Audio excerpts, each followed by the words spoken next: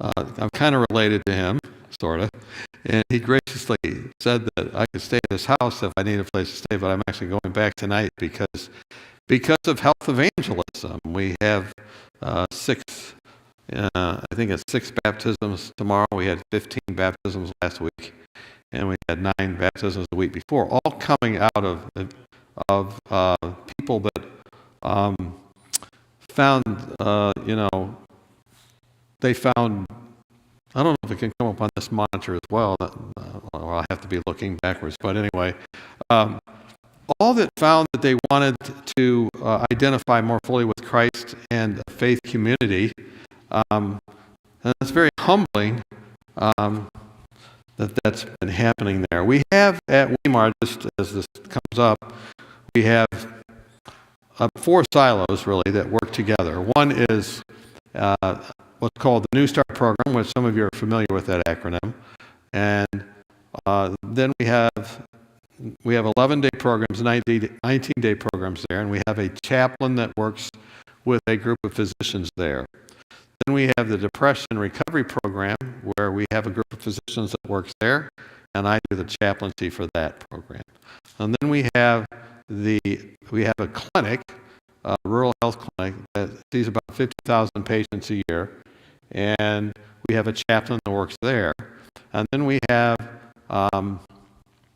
what's called total community involvement, where our students and staff go out every week for 4 to 5 hours in the community in the middle of the week and it's a very simple approach. We ask people, do you need help with something? And whatever they say, we try and help them with that. And this has kind of revolutionized our school. And then right in the middle of all that, we have a church. And every one of those intersects with the church. And then we have 3 schools. We have an elementary school, and we have a academy or a high school, and we have now college and university because we're now having master's degrees there.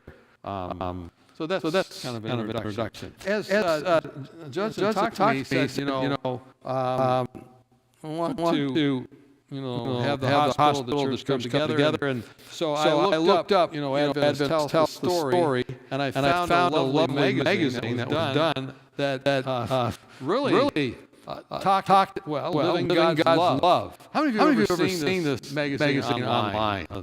You have any idea about it?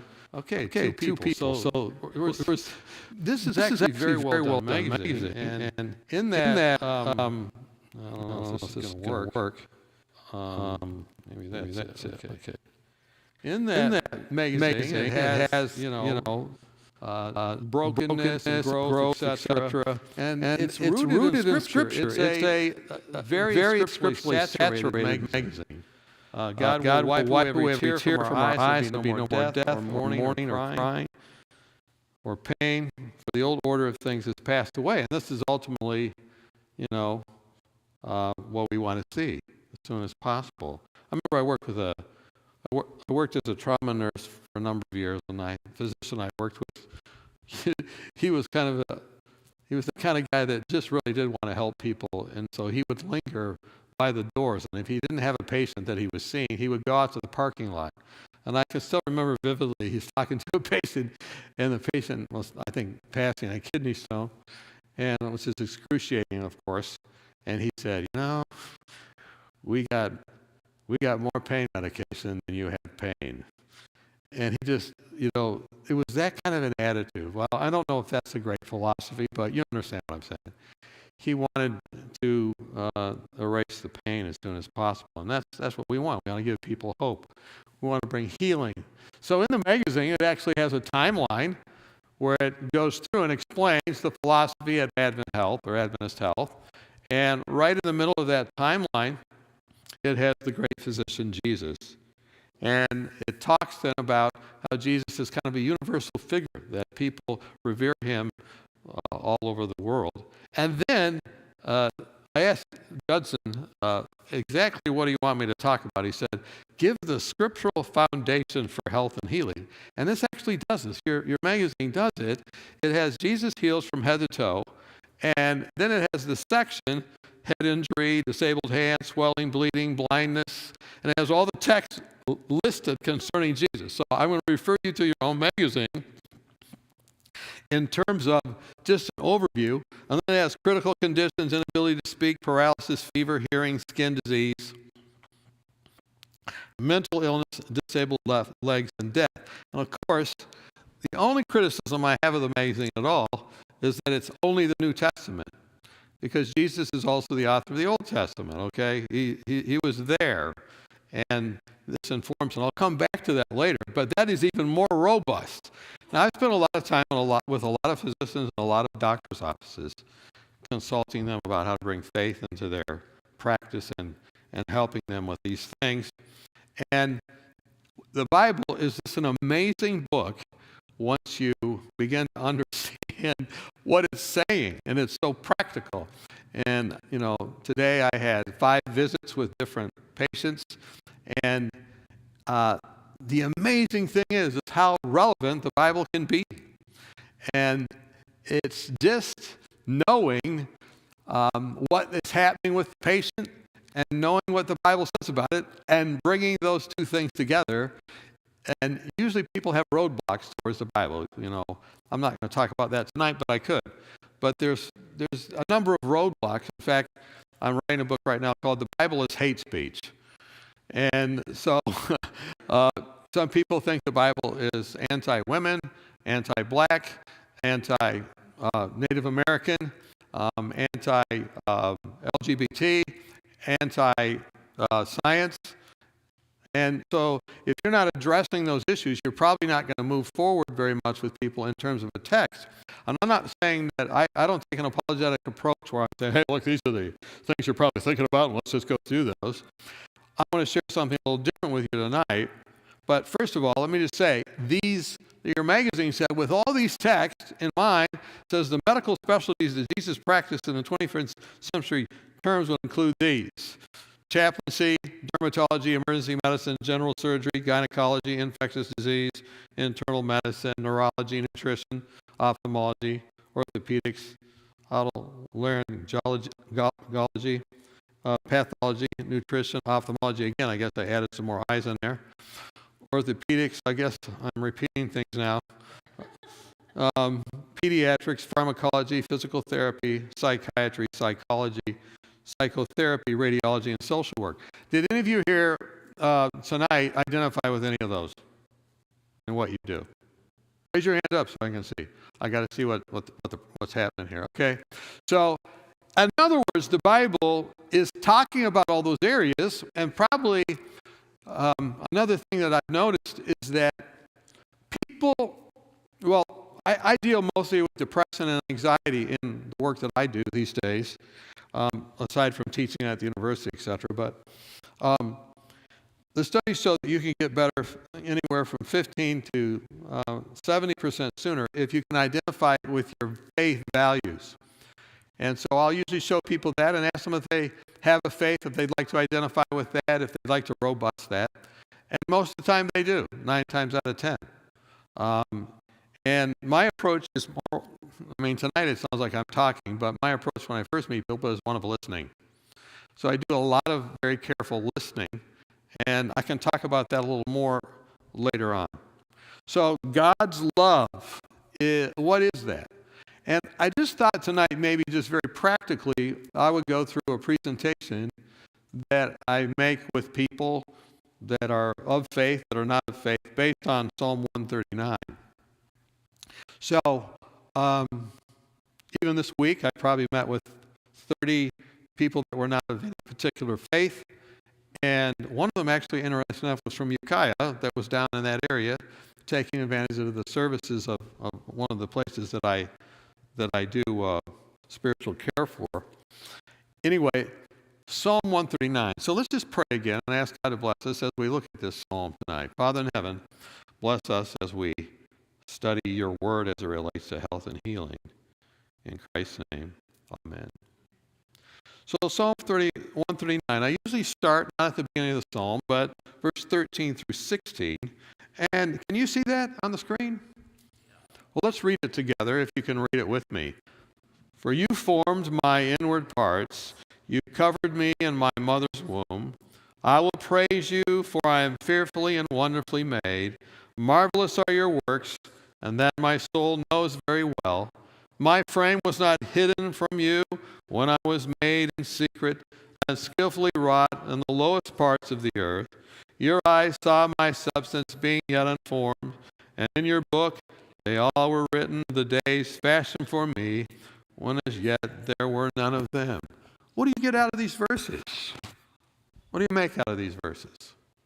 What are they saying to you? Just call it out if you would like to. What are they saying? God is the creator. God is all-knowing. He did what for us? He prepared for us before we were ever born. Does he know our genetics? Does he know everything that happened with our development, arrested or otherwise, right? So yes, this is the prenatal. Many times with our depressed patients, we do genetic testing, and we have all kinds of lab tests that are cooking during the first several days of the program, so we can figure out from all different angles. Dr. Nedley oversees the medical part of that, and he's getting all these things coming back, and there are a lot of genetic factors now that we are beginning to identify and actually help treat. And the Psalms know about that. The psalmist knew that there's influences. So I knew you before I formed you. So number one, God fully formed you. Would you say that's a good summary of those first verses? Well, let's go on now in the Psalms. So he fully formed you. Let's go next. Okay, let's read this together. O Lord, you have and known me. You know my sitting down and my rising up. You understand my thoughts afar off. You comprehend my path and my lying down, and are acquainted with all my ways. For there's not a word on my tongue, but behold, O Lord, you know it altogether. You have hedged me behind and before. You laid your hand upon me. Such knowledge is too wonderful for me. It is high, I cannot attain it. So number one, he fully formed us, but what do we find here? What are these texts saying to you? What's that? He knows us. Anything else? He knows what? He knows our thoughts. Well, this is big, right? He knows our habits. He knows our thoughts. He knows our lying down, our rising up. He comprehends all the different ways. It says he hedges us behind and before. Our future is in his hands. And so he not only fully formed us, he also fully knows us. And that text, he hedges us behind and before. He kind of is watching out for us there. Isn't that good news? Now, I have two dogs. One's name is Mac, and the other's name is Tosh. And my last name is Macintosh. So when I say something happens at my house. And my kids said, "You're naming the dogs. They're not humans." I said, "Yeah, I know, but that's the only way I'm going to remember their names." But one of them, his name was Tosh. He got attacked by several pit bulls. Not a couple of years ago. This happened, and I was sitting in the living room and working on something, and my son runs in, "Dad, our dog got attacked." Well, I go out there, and he was, not looking good at all. So I said, "Well, let's take him to the vet." And we took him to the vet, and I took the kids with me, and I was kind of like, we went to the vet. We go to the vet, and the vet says, "Your dog's in bad shape, and I think we can help." And the kids were all in the room with me talking to the vet. And then the vet came up with a very large number to help. She goes, "I just want to be up front. It'll probably, about $3,000 for this surgery." And I was like, okay, so one of the kids is not going to school. Which one is it? But the one option that was not available to me was to say, "No, we're not doing that." Because as I looked at the kids, they were like, we've got to save, the dog's life. And I was like, of course we do. And then I think the vet kind of knew I was struggling, and so she says, "Could I talk to you outside?" She goes, "You have to do this, right?" I was like, "Yeah, I know." And she goes, "But I kind of feel sorry for you because you look like you're having a little panic attack. So I'm going to do this surgery for $1,800." And I said, "Well, all or nothing thinking, you might as well check everything anyway because that's a lot of money." But anyway, I didn't say anything. I said, "Okay." So then I sent the kids home because what if the dog doesn't make it, right? So, and they wanted to go. I convinced them to go. Someone wanted to stay.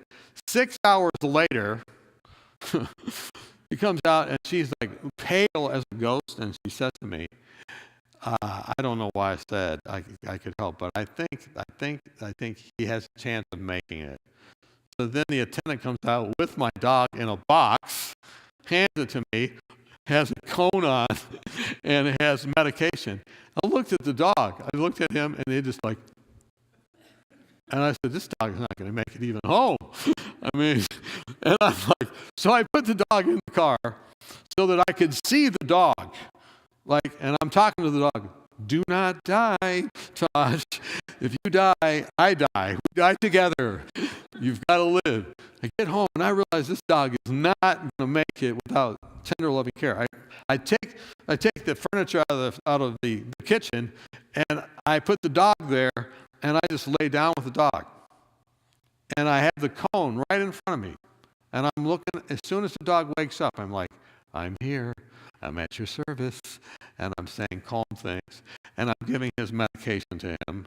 This went on for 72 hours, right? I'm pretty much there with the dog. And the dog lived. I took him back into the vet. The vet comes out, she goes, "I can't believe he's alive." I'm like, and I said, "I can't either." She goes, "Well, what did you do?" I said, "I should be asking what you did." And then she explained, this femoral artery was basically, exposed and had all kinds of blood loss and stuff. She told me some of the stuff, and I was like, "Wow, it is incredible the dog's alive." But then she says, "Well, what did you do?" Because I felt when I put that dog into your care, that was it. That was the end of the dog. I said, "You mean that's the way I look, a dog killer or something?" She goes, No. She goes, "I just knew he was on the edge. And I knew you didn't have any more money to have him stay here, with us." And I told her what I did. And she started to cry. She said, I can't believe you did that. But I do believe that's what saved the dog's life." And this is what the text is kind of saying, isn't it? I had you behind before. I know you. I'm interested in you.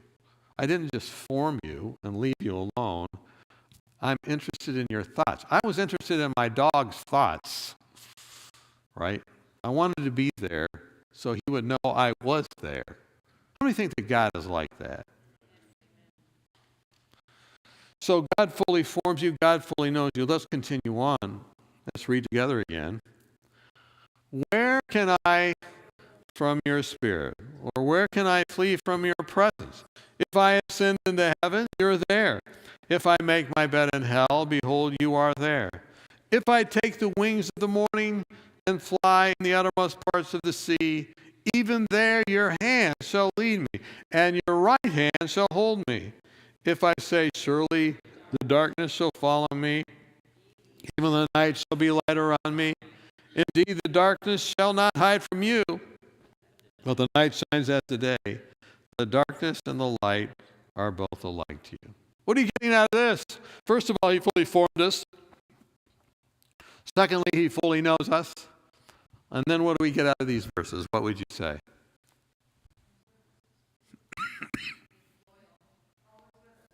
He's always with us.